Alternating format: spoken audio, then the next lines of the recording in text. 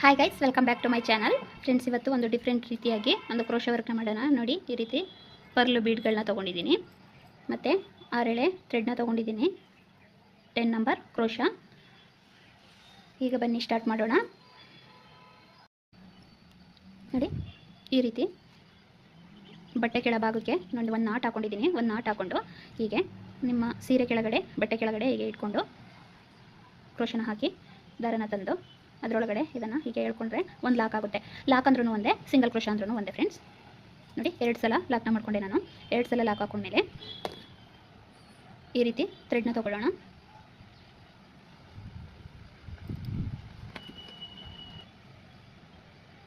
ಈ ರೀತಿ ಒಂದು ಬೀಡನ್ನು ಹಾಕೊಳ್ಳೋಣ. ಗೋಲ್ಡು ಬೇಕಾದರೆ ಹಾಕೋಬೋದು ನೀವು.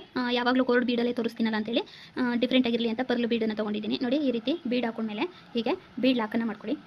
ಹೀಗೆ ಲಾಕ್ ಮಾಡ್ಕೊಂಡಾದ್ಮೇಲೆ ನೋಡಿ, ಕ್ರೋಶ ಮೇಲೆ 2 ಸಲ ಹೀಗೆ 2 ಸಲ ದಾರನ ತೊಗೊಂಡು ಪಕ್ಕದಲ್ಲೇ ಹಾಕಿ ಪಕ್ಕದಲ್ಲೇ ಇನ್ಸರ್ಟ್ ಮಾಡಿ ಬಟ್ಟೆಗೆ. ನೋಡಿ, ಎರಡರಲ್ಲೊಂದು ತ್ರಿಬಲ್ ಕ್ರೋಶನ ಮಾಡ್ಕೋಬೇಕು. ತ್ರಿಬಲ್ ಕ್ರೋಶ ಆದಮೇಲೆ ಮತ್ತೆ ಒಂದು ಬೀಡನ್ನು ಆ್ಯಡ್ ಮಾಡ್ಕೊಳ್ಳಿ. ನೋಡಿ, ಆಗ 2 ಸಲ ಹಾಕೊಂಡಿದ್ವಿ ಅಲ್ವ ಕ್ರೋಶ ಮೇಲೆ, ಈಗ 3 ಸಲ ಹಾಕೋಬೇಕು. 1 2 3 3 ಸಲ ಹಾಕ್ಕೊಂಡು ಪಕ್ಕದಲ್ಲೇ ಹಾಕಿ ಗ್ಯಾಪ್ ಕೊಡಬೇಡಿ.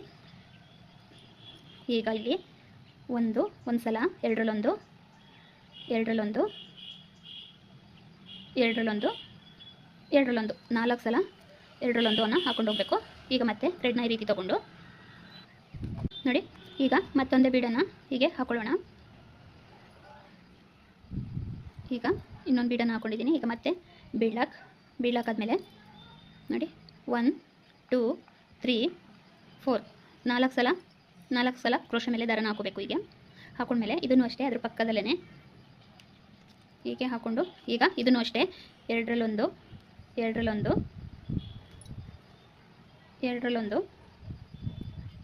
ಮತ್ತೆ ಎರಡರಲ್ಲೊಂದು ಈ ರೀತಿ ತೊಗೋಬೇಕು. ನೋಡಿ, ಈ ರೀತಿ ಸ್ಟೆಪ್ ಬೈ ಸ್ಟೆಪ್ ಬರುತ್ತೆ. ಈ ರೀತಿ ತೊಗೊಂಡಾದ್ಮೇಲೆ ಇಲ್ಲಿ 1 2 3 3 ಚೈನನ್ನು ಹಾಕ್ಕೊಂಡು ಈಗ ಹಾಕಿದ್ವಿ ಅಲ್ವ ಕಂಬ, ಅದ್ರ ಕೆಳಗಡೆ ಹೋಗಿ ಹೀಗೆ ಲಾಕ್ನ ಮಾಡಿದ್ರೆ ಒಂದು ಪಿಕೋಟ್ ಆಗುತ್ತೆ.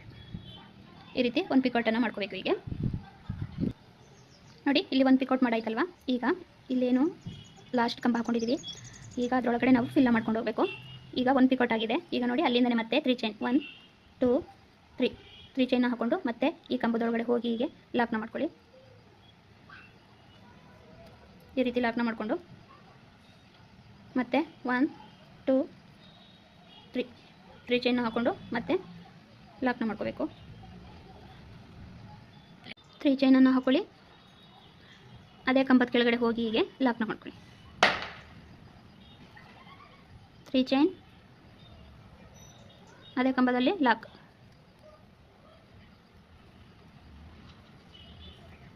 ನೋಡಿ, ಇದೇ ಥರ ನಾವಿಲ್ಲಿ ಒಂದು 5 ಟೈಮ್ ಮಾಡ್ಕೋಬೇಕಾಗುತ್ತೆ. ಇಲ್ಲಿ 4 ಟೈಮ್ ಆಗಿದೆ, ಇನ್ನೊಂದು ಸಲ ಹಾಕೊಳ್ತೀನಿ. 1 2 3 ಚೈನ್ ಹಾಕ್ಕೊಂಡು ಮತ್ತೆ ಇಲ್ಲಿಗೆ ಹಾಕೊಳ್ಳಿ. ಹೀಗೆ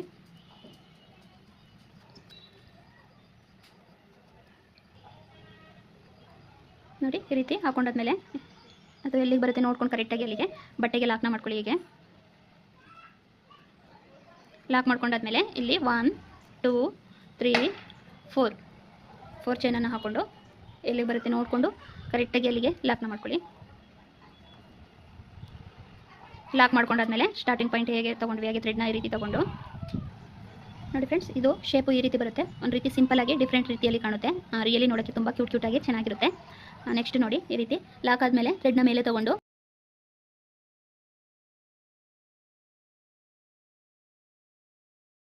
ಫೋರ್ ಚೈನನ್ನು ಹಾಕ್ಕೊಂಡು ಲಾಕ್ ಮಾಡಿಕೊಂಡು ಒಂದು ಬೀಡನ್ನು ಈ ರೀತಿ ಆ್ಯಡ್ ಮಾಡ್ಕೋಬೇಕು. ಮತ್ತು ಬೀಡ್ ಲಾಕ್ನ ಮಾಡ್ಕೊಳ್ಳಿ. ಬೀಡ್ ಲಾಕ್ ಆದಮೇಲೆ ಕ್ರೋಶೆ ಮೇಲೆ 2 ಸಲ ದಾರನ ತೊಗೋಬೇಕು. 2 ಸಲ ದಾರನ ತೊಗೊಂಡು ನೋಡಿ, ಪಕ್ಕದಲ್ಲೇ ಹಾಕಿ ಹೀಗೆ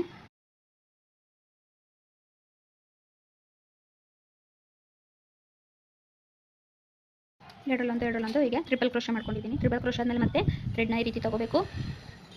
ನೆಕ್ಸ್ಟ್ ಇನ್ನೊಂದು ಬೀಡನ್ನು ಹೀಗೆ ಆ್ಯಡ್ ಮಾಡಿಕೊಂಡು ಮತ್ತೆ ಬೀಡ್ ಲಾಕ್ನ ಮಾಡ್ಕೊಳ್ಳಿ. ಬೀಡ್ ಲಾಕ್ ಆದಮೇಲೆ 1 ಸಲ 2 ಸಲ ಸುತ್ಕೊಂಡಿದ್ದೆ, ಈಗ 3 ಸಲ ಸುತ್ಕೋಬೇಕು. 1 2 3 ಸಲ ಸುತ್ಕೊಂಡು ಈಗ ಹಾಕಿದ್ವಿ ಅಲ್ವ ಕಂಬ, ಅದ್ರ ಪಕ್ಕದಲ್ಲೇ ಹಾಕೊಳ್ಳಿ. ಹೀಗೆ ಎರಡರಲ್ಲೊಂದು ಈ ಥರ 4 ಸರಿ ಈ ಥರ 4 ಸರಿ ಲಾಕ್ನ ಮಾಡ್ಕೋಬೇಕು. ಈಗ ಮತ್ತೆ ಥ್ರೆಡನ್ನು ಹೀಗೆ ತೊಗೊಂಡು ಇನ್ನೊಂದು ಬೀಡನ್ನು ಆ್ಯಡ್ ಮಾಡ್ಕೋಬೇಕು. ಹೀಗೆ ಇನ್ನೊಂದು ಬೀಡ್ ಆ್ಯಡ್ ಮಾಡಾದಮೇಲೆ ಮತ್ತೆ ಲಾಸ್ಟ್ ಮಾಡ್ಕೊಂಡ್ವಿ ಅಲ್ವಾ, ಆ ಕಂಬಕ್ಕೆ ಈಗ ಪಿಕೋಟನ್ನು ಮಾಡ್ಕೊಂಡು ಹೋಗಬೇಕು. 3 ಚೈನ್ನ ಹಾಕೋಬೇಕು. ಆ ಕಂಬದೊಳಗಡೆ ಹೋಗಿ ದಾರನ ತಂದು ಲಾಕ್ ಮಾಡ್ಕೊಳ್ಳಿ. ನೀವು ಇನ್ನೂ ಸ್ವಲ್ಪ ದಪ್ಪ ತಿಕ್ಕಾಗಿ ಬೇಕು ಅಂದರೆ ನಾನಿಲ್ಲಿ 6 ಎಳೆ ತೊಗೊಂಡಿದ್ದೀನಿ. ನೀವು 7 ಅಥವಾ 8 ತೊಗೊಂಡ್ರೆ ಸ್ವಲ್ಪ ತಿಕ್ನೆಸ್ಸು ಬರುತ್ತೆ ಚೆನ್ನಾಗಿ.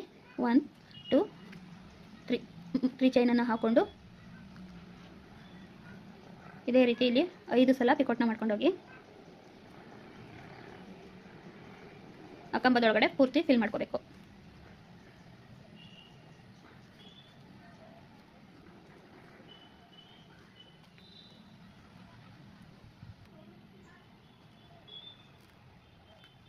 ಥರ 5 ಪಿಕೋಟನ್ನು ಮಾಡಿಕೊಂಡು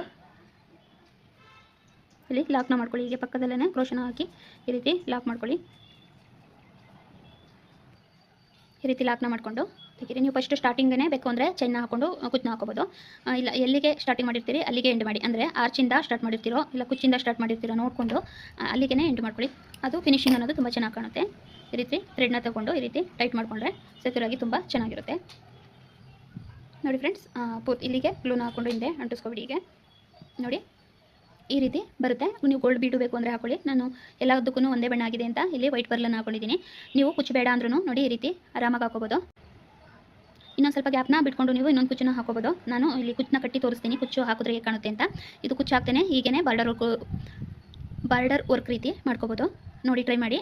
ಡಿಫ್ರೆಂಟಾಗಿದೆ, ಸಿಂಪಲ್ ಡಿಸೈನು, ನೋಡೋಕ್ಕೆ ತುಂಬ ಲುಕ್ ಆಗಿದೆ. ರಿಯಲಿ ನೋಡೋಕ್ಕೆ ಡಿಫ್ರೆಂಟಾಗಿ ಕುಚ್ಚು ಹಾಕಿ ಫೈನಲ್ ಲುಕ್ ಹೇಗೆ ಬರುತ್ತೆ ತೋರಿಸ್ತೀನಿ ನಿಮಗೆ. ನೋಡಿ ಫ್ರೆಂಡ್ಸ್, ಫೈನಲ್ ಲುಕ್ಕು ಈ ರೀತಿ ಬರುತ್ತೆ. ನೋಡಿ ಈ ರೀತಿ ಪಕ್ಕ ಬೇಡ ಅಂತಂದರೆ ನೀವು ಚೈನನ್ನು ಇನ್ನೊಂದು ಸ್ವಲ್ಪ ಗ್ಯಾಪ್ ಕೊಡ್ಕೋಬೋದು. ಗ್ಯಾಪ್ ಕೊಡ್ಕೊಂಡು ಸ್ವಲ್ಪ ದೂರ ಹಾಕೋಬೋದು. ಇದು ಪೂರ್ತಿ ಪಕ್ಕ ಆಗಿದೆ. ನೀವು ಸ್ವಲ್ಪ ಗ್ಯಾಪ್ ಕೊಡ್ಕೋತೀರಿ ಅಂದರೆ 2 ಚೈನ ಎಕ್ಸ್ಟ್ರಾ ಹಾಕ್ಕೊಂಡು ಗ್ಯಾಪ್ನ ಕೊಡ್ಕೊಳ್ಳಿ. ಕುಚ್ಚು ಹಾಕಲಿಲ್ಲ ಅಂದ್ರೂ ಇದು ಬಾರ್ಡರ್ ಡಿಸೈನು ತುಂಬ ಚೆನ್ನಾಗಿ ಕಾಣುತ್ತೆ. ನೋಡಿ ನೀವು ಒಂದು ಸಲ ಹೀಗೆ ಟ್ರೈನ ಮಾಡಿ. ಡಿಫ್ರೆಂಟಾಗಿ ಕ್ಯೂಟಾಗಿ ತುಂಬ ಚೆನ್ನಾಗಿ ಕಾಣುತ್ತೆ. ಇಲ್ಲಿ ನಾನು ಪಕ್ಕ ಕಂಬ ತೊಗೊಂಡೆ ಅಲ್ವಾ, ನೀವು ಸ್ವಲ್ಪ ಒಂದು ಪಾಯಿಂಟ್ ಅಷ್ಟು ಗ್ಯಾಪ್ನ ಕೊಟ್ಬಿಟ್ಟು ಇಲ್ಲಿ ಸ್ವಲ್ಪ ಗ್ಯಾಪ್ನ ಕೊಟ್ಬಿಟ್ಟು ಇನ್ನೊಂದು ಕಂಬ ಮಾಡ್ಕೊಳ್ಳಿ. ಸ್ವಲ್ಪ ಗ್ಯಾಪ್ನ ಕೊಟ್ಟು ಇನ್ನೊಂದು ಕಂಬ ಮಾಡ್ಕೊಳ್ಳಿ. ಅದನ್ನು ಇನ್ನೊಂದು ರೀತಿ ಡಿಸೈನ್ ಅನ್ನೋದು ಕ್ರಿಯೇಟ್ ಆಗುತ್ತೆ. ಇಲ್ಲಿ ಕಂಬ ಮಾಡ್ಕೊಂಡೆ ಅಲ್ವಾ, ಕ್ರೋಶ ಮೇಲೆ 2 ಸಲ 3 ಸಲ 4 ಸಲ ಕ್ರೋಶ ಮೇಲೆ ದಾರನ ತಗೊಂಡು ಈ ಕಂಬಗಳನ್ನ ಮಾಡ್ಕೊಂಡೆ. ಅದನ್ನು ನೀವು ಒಂದೊಂದು ಪಾಯಿಂಟ್ ಗ್ಯಾಪ್ನ ಕೊಟ್ಕೊಂಡು ಹಾಕೊಂಡ್ರೆ ಅದು ಇನ್ನೊಂದು ರೀತಿ ಲುಕ್ ಬರುತ್ತೆ. ಟ್ರೈ ಮಾಡಿ ನೋಡಿ.